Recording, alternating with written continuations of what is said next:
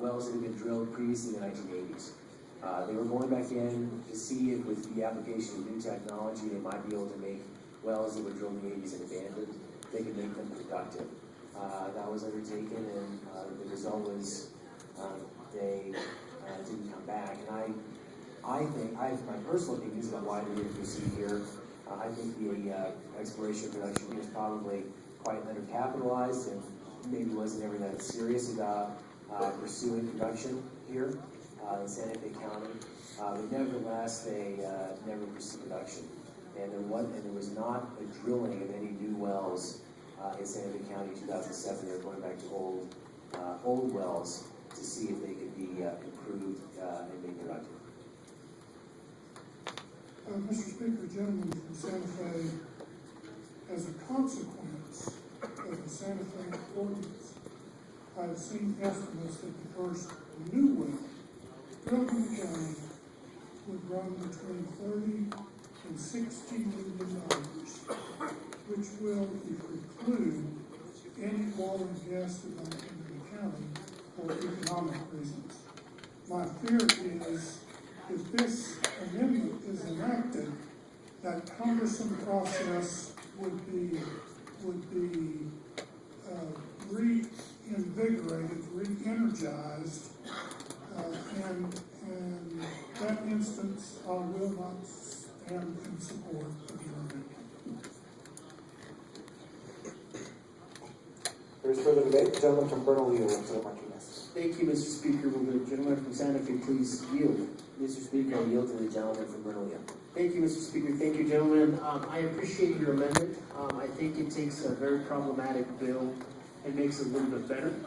So I'll support your amendment, Mr. Speaker and gentlemen. I do have a couple questions for you. Can you tell me,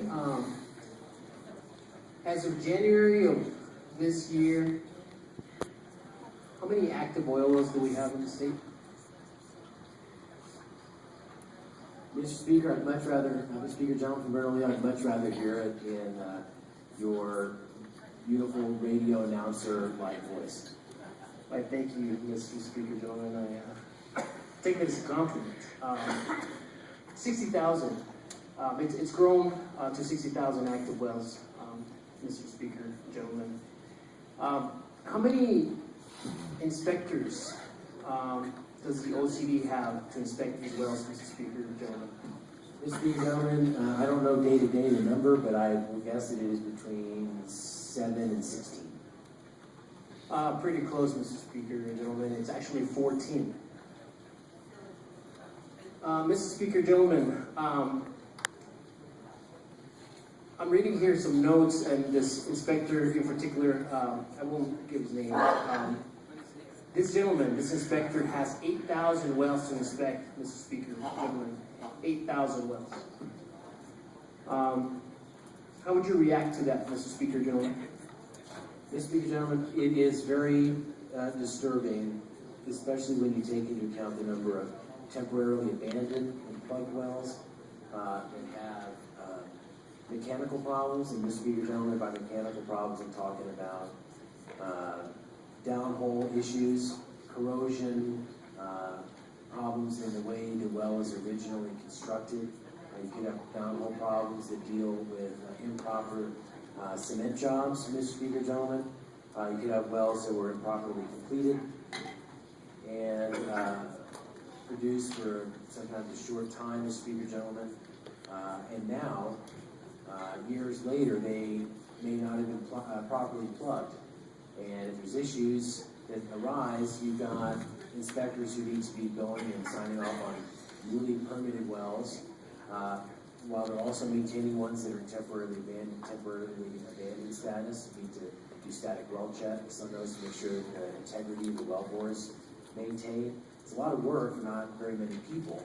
And sometimes when you have downhole problems, Mr. Speaker, gentlemen, you start having serious problems of risk of contamination of the groundwater, for example. Thank you for that, Mr. Speaker, gentlemen. This is one of the concerns I raised in the Energy Committee. With this preemption bill, I don't see how an understaffed, I'm sure underpaid workforce of inspectors can absorb all of the added work that I'm sure will come if this bill passes this body. Thank you, Mr. Speaker, gentlemen. I will be supporting your amendment. Thank you, Mayor.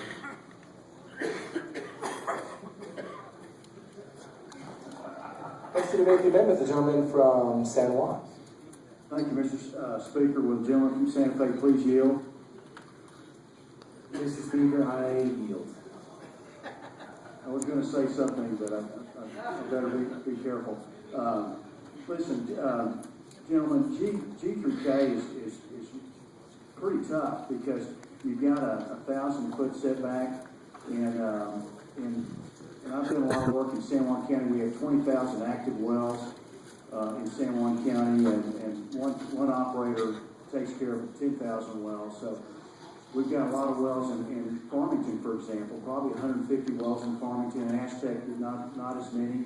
And I've been involved in locating wells inside the city of Aztec, and I think we had this discussion, gentlemen, in energy, and the 1,000-foot setback. We have a well in my precinct, gentlemen, that was drilled behind the Sonic Drive-In. I mean, it was in town, and we were within 1,000 feet from a school, and that was handled properly with the city of Farmington through their local, ordinances.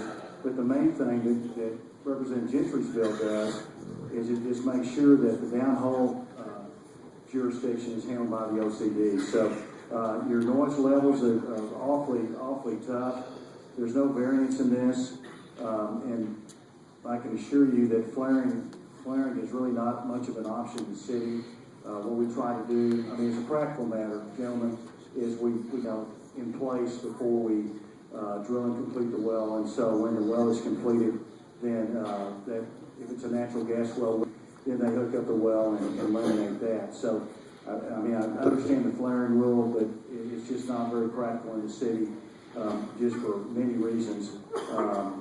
The emergency plan, I guess we have those in place, and the impact fees is very unusual. But anyway, G through K is awfully tough to get things done, close in, and we've had real good success in both Farmington and Aztec with the local guys, local folks zoning, kind of helping us out. And on the setbacks, gentlemen, you have 320 acre spacing or 160 acre spacing. You have 660 foot setbacks generally. And so you try to stay within that because you don't want to infringe on your neighbor, for relative rights issue. So the setback, the 1,000 feet is pretty difficult to adhere to. So, anyway, I appreciate you bringing this forward, and I guess I don't have a question, but anyway, thank you for your early response, and I'll yield the floor. Mr. Speaker, gentleman from San Juan, may I ask you a question? Yes, you may. Mr. Speaker, gentlemen, are you saying, Mr. Speaker, gentleman from San Juan, am I hearing you say that you would support this amendment if we changed 1,000 feet to 660 feet? Well, there's a nice try. I appreciate that. It's the 400 setback rule in Aztec is probably more of a normal setback. The oil and gas leases, gentlemen, have setbacks in the oil and gas lease from residences, so there's some contractual limitations and whatnot. I'm just saying that's just one item. The other items, I guess, Representative Scott went over item F, and that has some concerns because the oil and gas division does a great job. And I also want to just share with you, gentlemen, that in our area, and I'm more of an expert in the Northwest, not in the Southeast. Representative Scott is the expert down there. But those 20,000 wells that we have active in the San Juan Basin, each company employs a lease operator, gentlemen, from Santa Fe, that services those wells, kind of an on-site plumber, if you will. And so they act as inspectors, voluntary inspectors for the oil and gas companies because they don't want to have any plumbing leaks. It's a plumbing operation. And so you'll have lease operator per 60 wells, on average. And so they're the eyes and ears of the company that also make sure those wells are producing properly and nothing goes wrong. If there is a problem, they report it in to the inspector. So that's why the OCD doesn't need as many inspectors as the wells, because those employees, that's their job, is to inspect those wells on a daily basis. So just a point of clarification on that. So thank you, gentlemen. Mr. Speaker, thank you, gentlemen. When it comes time to vote, I'll ask unanimous consent to see if you want to vote nay. Next to debate the amendment, the gentleman from Guyana. Thank you, Mr. Speaker. Mr. Speaker, will the minority leader please yield for some questions? Mr. Speaker, I yield to the gentleman from Guyana. Thank you, Mr. Speaker. Mr. Speaker, Leader, we thank you for bringing this amendment forward. Mr. Speaker, and Mr. Leader, we heard earlier that the Oil Conservation Division and other agencies, they address all environmental concerns. It's all handled. We don't need any more government to help look after those things.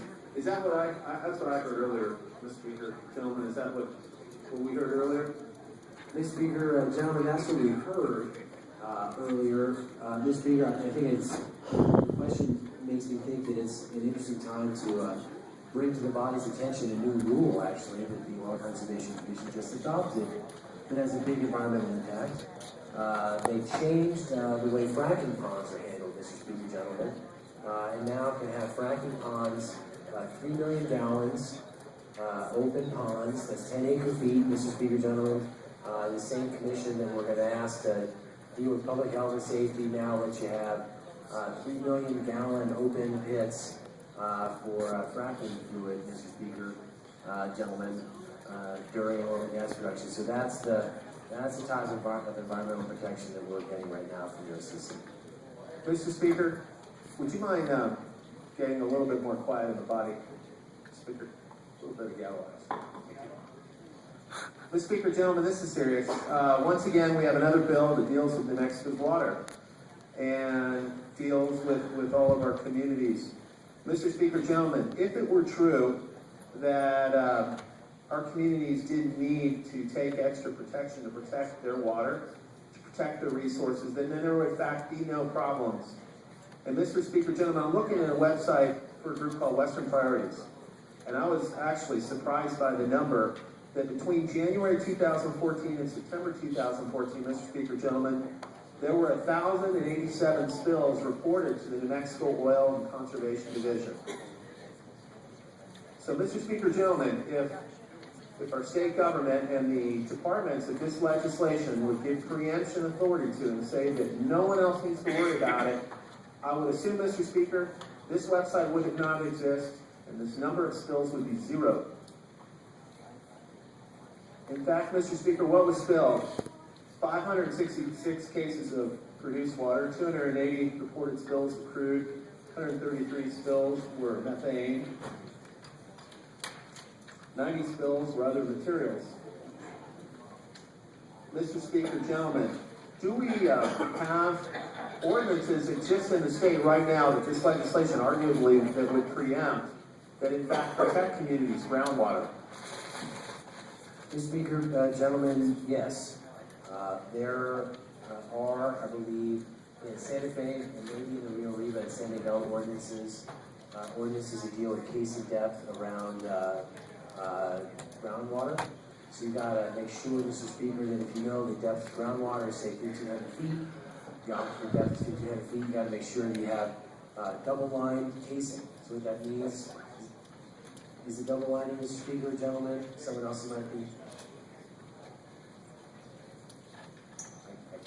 The little birdie's trying to give me the answer, but I just can't quite hear, Mr. Speaker, gentlemen. But there are rules that when you've got an aquifer, they say that when you're going through an aquifer, you want to ensure that the casing and cement job is done in such a way to maximize the integrity of that drill string, so that when you do a frac on that well and you put huge pressures, you minimize the risk of a crack, you minimize the risk of a frac fluid seeping out of an improperly joined joint in the drill string.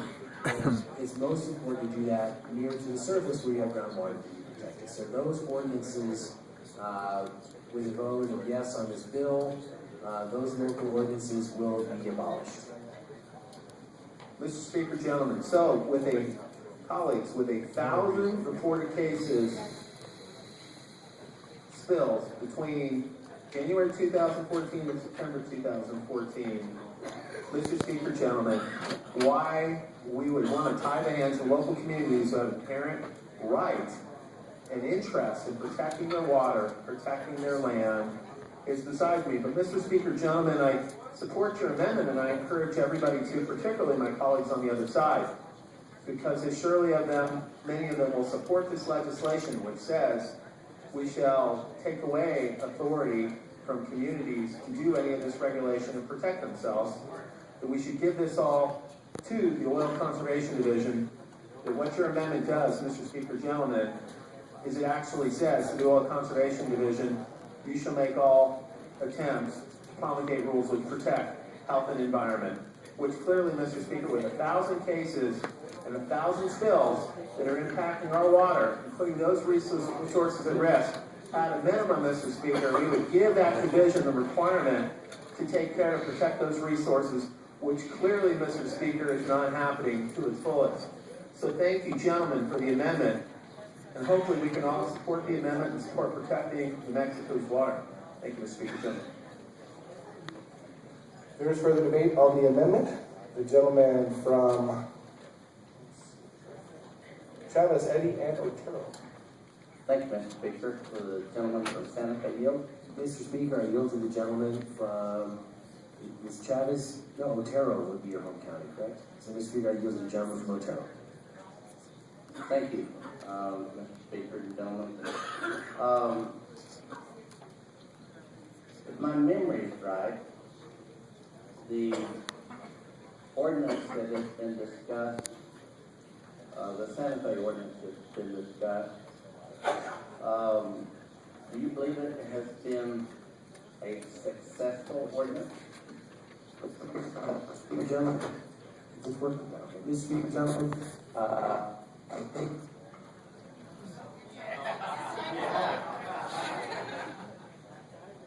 Hello? Sorry, guys.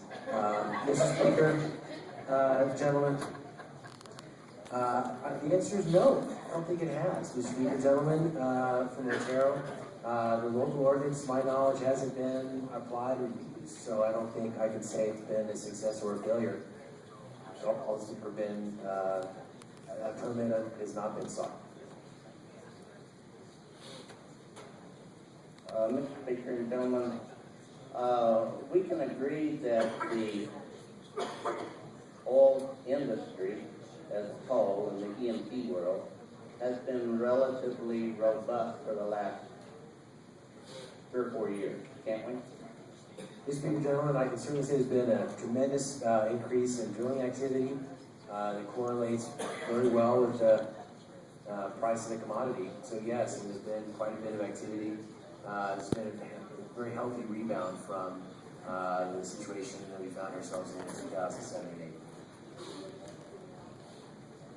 Mr. Speaker and gentlemen, then with that being said, why would you suspect there has been no new drilling? In fact, I don't believe there has been a single well drilled in Santa Fe County since the enactment of this legislation.